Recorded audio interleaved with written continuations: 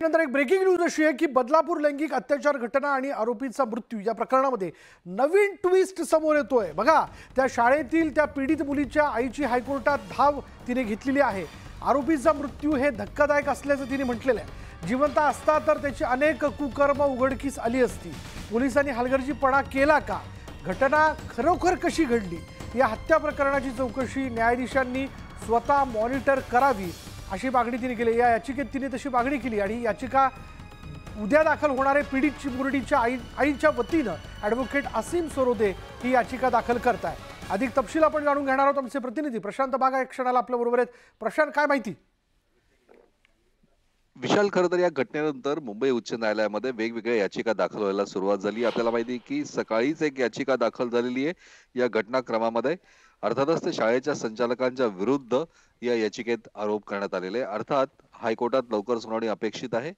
त्यानंतर आता अक्षय शिंदे जो आरोपी आहे त्याच्या कुटुंबियांच्या वतीनं सुद्धा हायकोर्टामध्ये याचिका दाखल होते अशा प्रकारचे संकेत दिले जात आहे।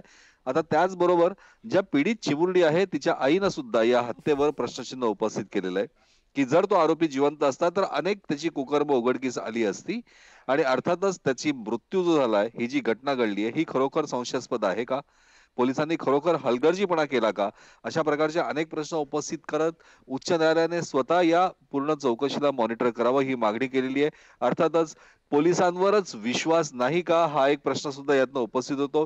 कायद्याचं जे पालनकर्ते आहेत त्यांच्याकडनंच कायदा भंग झालाय का, अशा प्रकारचाही प्रश्न याचिकेतनं उपस्थित होतोय। आज हायकोर्टाची वेळ संपल्यामुळे ती याचिका दाखल होऊ शकली नाही, पण उद्या मात्र ही याचिका दाखल होत आहे। ॲडव्होकेट असीम सरोदे हे पीडित चिमुरडीच्या आईच्या वतीनं ही याचिका दाखल करणार आहे। विशाल, धन्यवाद प्रशांत या सगळ्या माहितीबद्दल। यानंतर आणखी एक ब्रेकिंग न्यूज अशी की ठाकरे गटाचे आमदार सचिन अहिर यांनी पुणे जिल्ह्यातील 4 विधानसभा मतदारसंघावर दावा केला। खेडसह पिंपरी, चिंचवड आणि भोसरी मतदारसंघावर त्यांनी दावा केला। या जागा ठाकरे गटाला मिळायला हव्यात अशी कार्यकर्त्यांची भूमिका असल्याचं सचिन अहिर यांनी म्हटलं। त्यामुळे आता सचिन अहिर यांच्या मागणीवर महाविकास आघाडी काय प्रतिक्रिया देते हे पाहावं लागेल।